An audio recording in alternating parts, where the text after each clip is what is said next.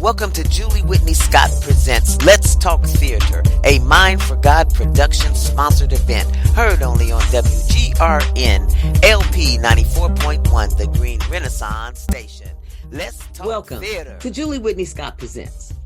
Today, I am bringing something that's very dear to my heart and our community. I'm bringing you something that is not my usual, which is Let's Talk Theater. This time, we're going to be talking about cash bail bonds.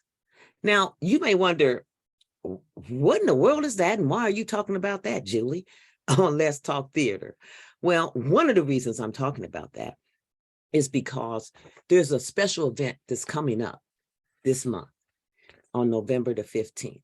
That is a social event that I believe is going to be very beneficial and helpful to people in the community, to people in our prison systems, in our jail systems, and to the families of people who find themselves sometimes caught up in a legal system and don't know exactly how to get out of it, or what do I do when I'm arrested? What happens after that? How do I get out of jail? Because, hey, it all starts first with being arrested and then put in jail. And then there's other processes that go through that a lot of people don't understand, that will keep people sometimes in jail and behind bars just because they don't have money or they don't have a means of someone else coming to help them. And so today I have with me two very special people that are going to talk to us about our cash bail system. They are from the ACLU. Oh, what's the ACLU? I'm going to let them tell you, because that's the best way to do it, to get it straight from the mouth. I have with me Miss Debbie Crawford, who is 40 years now, career working professionally to improve our public health and social issues. She's out there, guys. She's on the pavement doing the work. I have with me Mr. Nate Brown today. He's an organizer, and he organizes around voting, human trafficking, health. Gosh knows we all need to have somebody advocating for our health equity. And of course, what we're talking about today, the criminal justice reform. Welcome, Debbie and Nate, to Julie Whitney Scott Presents. I'm so happy to have you two with us today to inform our audience about this very important issue that some of them don't know about, or maybe don't even care about, but will care about once we finish talking about it. You hit the nail on the head with your description of people not knowing anything about this, Julie, because I was one of those people. About a year and a half ago, I attended a meeting where someone made a presentation about the unjust cash bail system that we have right now. And I was really struck with, well, of course people should be in jail if they're a danger to the community. Of course people should be in jail if they're going to not show up to their court date. But what I found out was that thousands and thousands of people every day in Ohio and in the rest of the country are being kept in jail when they are not a flight risk and they are not a risk to anyone's safety. And they have not been even having they don't even have their day in court. So I started learning about it, and that's how I became a volunteer for the ACLU. And Nate, you want to add on to that? Sure, Debbie. Yeah, I mean, the cash bail system is absurd. It's one of those things that if you're able to spend a little time working to understand it, and it is complicated how it functions, it's very clear how messed up it is. It's keeping people who are legally innocent, incarcerated, they've not yet been convicted because of how much money is in their bank account. That's what's determining their freedom here. And so if somebody has the money, they can commit the crime and they can go right back home and continue committing crimes.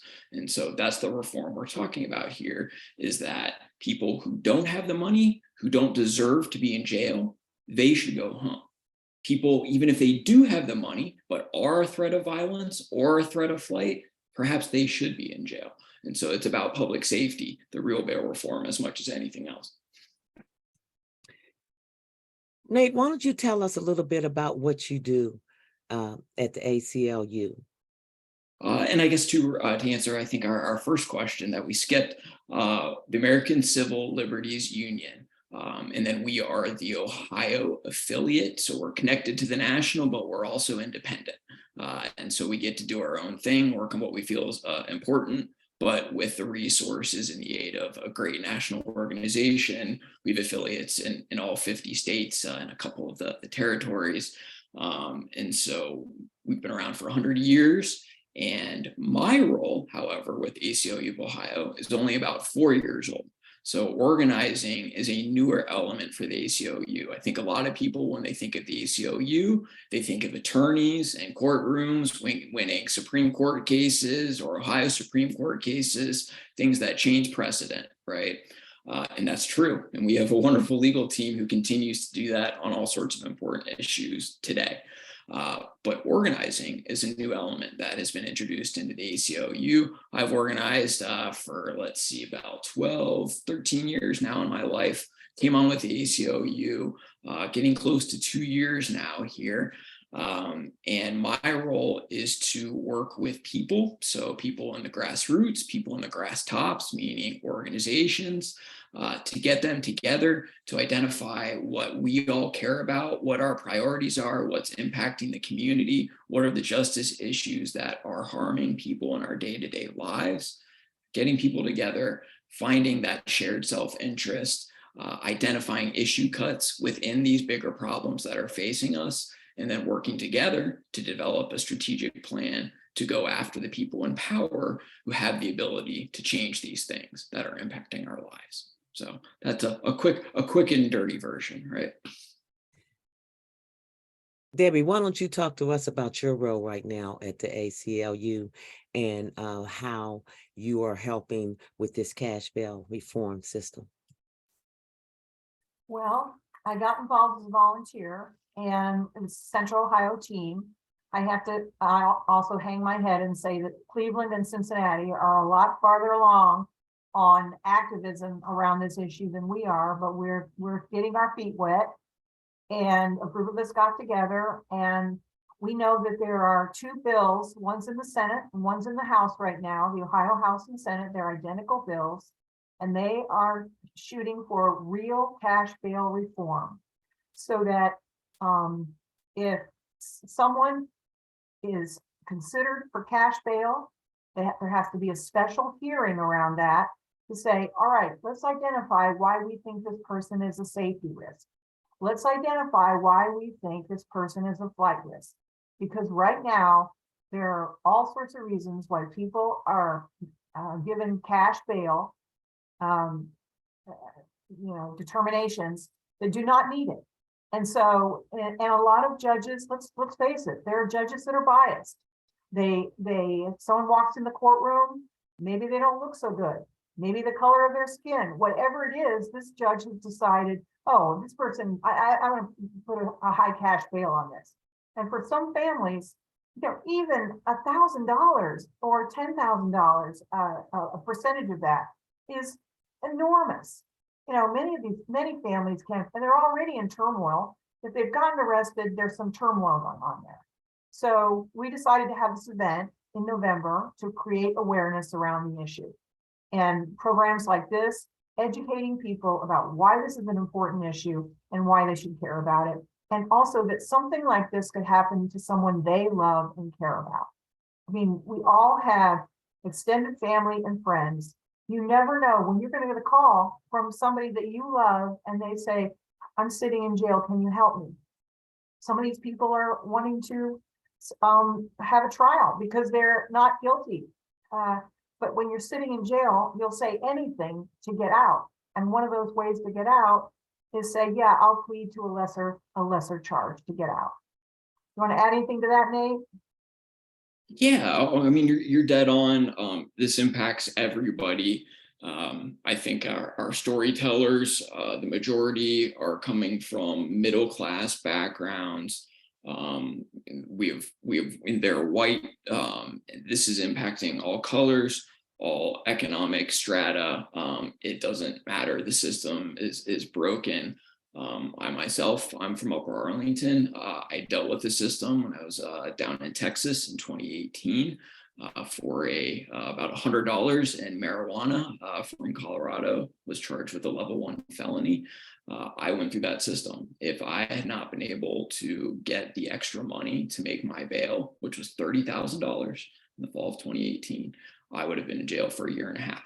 And that's what Debbie's talking about, right? When people who are being held in jail, pre-trial, nonviolent, first-time offense, being held in jail because I don't have the money in my bank account to make that bail, guess what? The prosecutor is going to come talk to me a few months into my stint, and they're going to make an offer at some point, right? 3, 4, 5, 6, 8, 9, 10 months, a year. I would have been in there a year and a half waiting for my trial in my personal situation.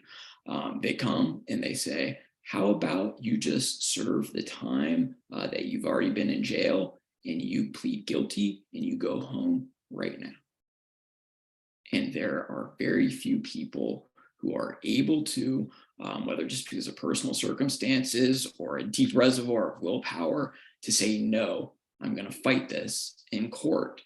Everybody wants to go home. Jail is hell. There is no such thing as just jail. There's no such thing as just a few months or even just a few weeks. Having your freedom stripped away and being locked in a cage like a poorly treated animal is something that should not happen to anybody, particularly to people who are legally innocent and who are not a threat to anyone in the public. That's key. And I would add on just to what Debbie does. Debbie is a leader on our team. She's helping to develop other leaders. She's talked to legislators, and just this last week, she got a latest LTE published in the Dispatch. So those are just some of the things that she does. That's letter to the editor, by the way. We're going to hear, it's going to be, and I like for you, the title, it's When Your Bank Account Determines Your Freedom, a night of cash bail storytelling and learning for reform. And it's going to be, by the way, at the Church for All People at 946 Parsons Avenue. The Church of All People, they do a lot for the community. They do a lot for that southeast side of the community. And one of the things that you guys are going to be doing is talk to us a little bit about, you want people to come and hear, see, and learn. Talk about what it is they're going to hear. So as far as what they're going to hear, we're going to have 5 storytellers telling their experience of this cash bail pretrial system of being incarcerated because they didn't have the money to get themselves out of jail. These are first-time storytellers, recently returned from the system.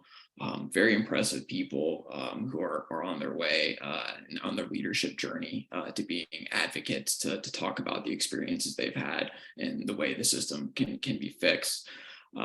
2 are going to be calling in from prison and are going to share their stories with us live, which is going to be a really cool experience for them to be able to participate with the public from behind bars. And so these stories are going to be a great way to illustrate what this experience looks like in person. I think I said earlier, just a few weeks, just a few months in jail. I think it's very easy to just kind of write that off as no big deal. And what they're going to be doing is illustrating for us what this actually looks like, what it's like being caught kind of between the gears of the system. And it's really important to hear those stories because we have statistics. We have statistics on top of statistics that tell us how broken this system is. These stories tell us what those statistics look like. You multiply these stories by 10,000 across the state of Ohio, and you have that pretrial population right now, right? So come hear these stories from these 5 people, and then you'll be able to understand, have an insight into what is happening to other legally innocent Ohioans who are nonviolent, who are not a flight risk all around the state. And then Julie, I think you can probably talk about what people are going to be able to see, and then Debbie can talk about what we're going to be able to learn.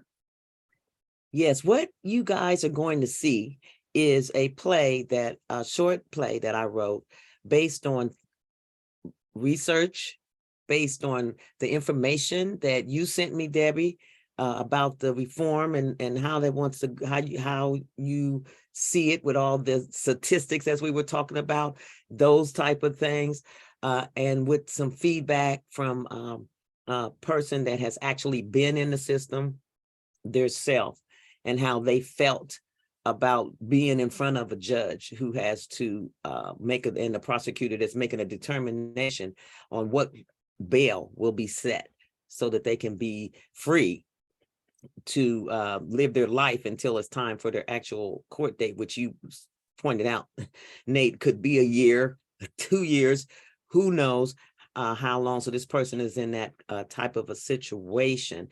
And we're going to, it's very short, but it's the message is clear of what happens when somebody goes in front of this prosecutor and the judge, and what the defense attorney has to try to do to minimize the fee that his defendant is going to have to pay so that he can get out and continue his life. And that is going to be part of what you see, as well as the videos and things that we talked about from the people that are going to actually tell you the stories. Oh, and I wrote the play, by the way, and it's called Set the Bail. So that's what you're going to see at this event. And Debbie, you can talk about what they're going to learn. Well, what we want them to learn based on your short play and these stories, first of all, is why they should care about this issue. Because let's face it, there's a lot right now in the world to care about, whether it's your personal family and how you're doing, whether it's poverty, whether it's climate change. And so we want to try and put the pretrial injustice on people's radar. So that's the first thing, just open their minds to it. And then the second thing is, there is a chance, believe it or not, in our Ohio legislature that we might be able to get these bills passed during the lame duck session. And the lame duck session is now. It's after the election and before they adjourn for the holidays, for Christmas. And there's an opportunity for them to call their legislator. I mean, they don't even, we would love it if they attend on November 15th, but they can also right now call their legislator, send an email to their legislator, talk to their friends about why this cash bail issue is so important. So we're going to give them some action steps that they can take. Very, very easy action steps that don't require a lot of time and effort, all the way to would they consider meeting with their legislator either this year or next year, because there is an opportunity for these bills to pass, but we're going to keep working at it. People like Nate have been working at this issue with bipartisan organizations. This legislation is co-sponsored by Republicans and Democrats. There's a lot of different ways to slice this, and one of them is this is very costly. Putting people in jail when they don't need to be in jail, even if you want to set aside the humanity of it, it's very costly to do this. We could be spending this money on a lot of other things. So that's what we're hoping people walk away with, caring about this issue and being willing to take some sort of action. I think it's important that we talk about, for the people out there who don't really understand this system and how it affects people, for the people out there who have had some sort of violence done against them, or and I'm speaking directly about right now, there's a campaign against decreasing the bail bonds, the cash bails, because we have victims who have lost children due to being murdered through the gun violence that we have here in the city of, especially here in the city of Columbus, Ohio. They are also concerned that with the increase in the Kia boys that are not only stealing cars, but are getting killed in these cars from being chased. And they are very concerned and have been out protesting about this because they feel that the bail bonds are not strong enough. They feel that they are not being heard as a community of people because they feel that our children are being murdered, guns have been dumped into our city as a result of this. There's a lot of gun violence, there's a lot of theft, and they feel that the system is too lenient. They feel that the system is allowing these people to continue to go out and commit crimes and have no consequences. So I think it's important that Nate, you alluded to it a little bit earlier, but I want people to be so they clearly understand this, that you are not saying free everyone. You're saying be fair. Or at least that's what I think. I don't know. I want you to address this because I think that people need to understand where you are with this, that you are not saying, no, it's okay for y'all to just arrest these 12 and 13-year-olds and send them right back out here, with their guns, go to the mall and steal. How do we make sure that people understand that that is not what you're talking about here? Yeah, so what we're talking about here, Julie, I think is one, a very complicated system. I think that's been the primary barrier to reform. And I think when we're talking about, the Kia boys that you see in the news, that's a juvenile system, which functions a little bit differently from the adult system. They try to keep kids at home. I think longer term studies show that they're going to be better off in society if they do try to keep them at home. But certainly when somebody's driving around, putting other people at danger, if they are an adult under the sort of reform that we're talking about here in the adult criminal justice system, that's somebody that should probably be locked up, right? They are dangerous. They are putting other people at risk. The reform we, the ACLU, others in our coalition are pushing for, it is a bail reform that keeps people who are violent and a flight risk in jail. People who are not violent, who are not a flight risk, they get to go home. They get to stay with their families. They get to keep their jobs. They get to participate in their own defense. They get to work to afford a private attorney. Do you know how big of a difference that makes having a public defender versus a private attorney? It's huge, right? Julie, I'd just like to add that as a social worker and a person who studied public policy, for me, a 12-year-old stealing a car who has a gun, we have other research and policies and prevention programs and treatment programs to tell us that there are better answers than keeping this child locked up in a cage. We don't have the time to get into all the reasons why we need to handle that child differently, but that's a whole other program for you. Thank you. I'm so happy that we were able to talk about that because, they are separate issues. But if people don't know, which is so important that people come out and see this and find out ways that they can get more information and learn, because if you don't understand the system and what's going on, you will not be able to effectively vote or effectively think about what's going on, because if all in your mind is, well, if we do this, then all the kids will continue, when no, it's a separate issue, and people don't know that or don't understand that. To some people, it's just, look, you get arrested, you go to jail, and you have a bail. Period. It doesn't matter what age you are. They don't, it doesn't matter. That's how the system works, right? That's what how it works currently, right? And the way it works currently is how much money you have is what is determining your freedom.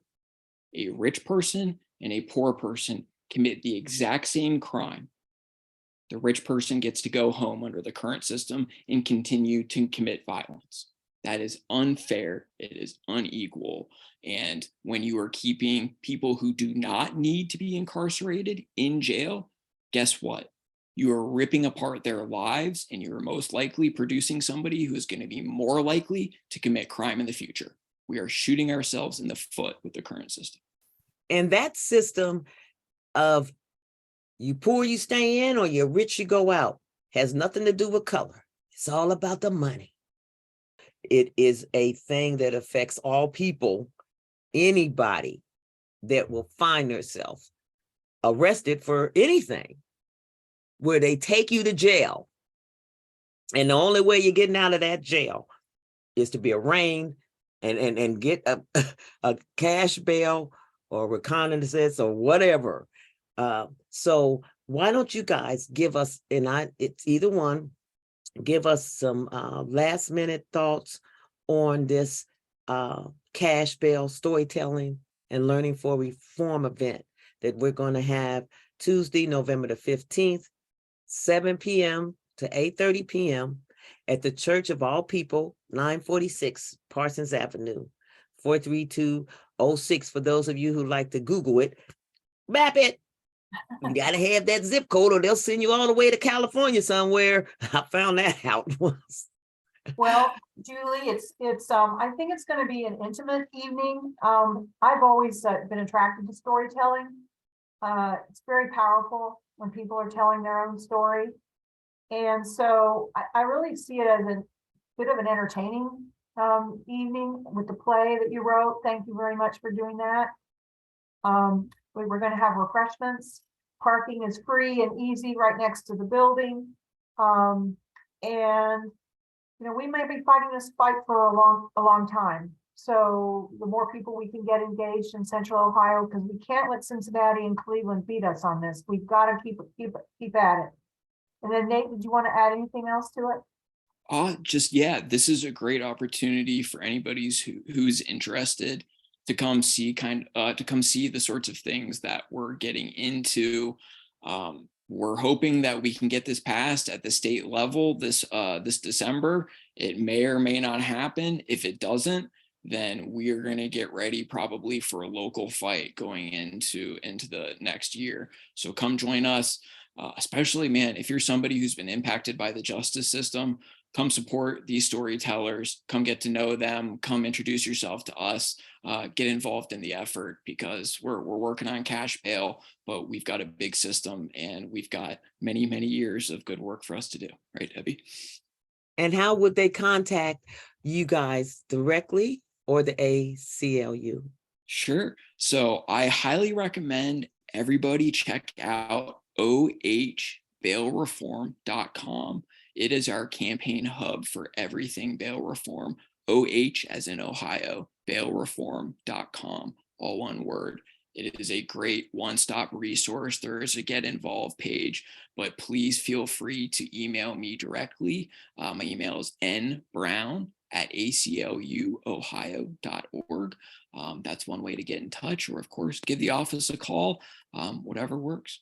Thank you so much for taking your valuable time out to be with me on Julie Whitney Scott Presents. And today, Julie Whitney Scott Presents, hey, let's talk social theater. Thank you for joining me, Julie Whitney Scott, your producer and host of Let's Talk Theater, a Mind for God production sponsored event, heard only on WGRN LP 94.1. For the full video interview, go to my Julie Whitney Scott Facebook page.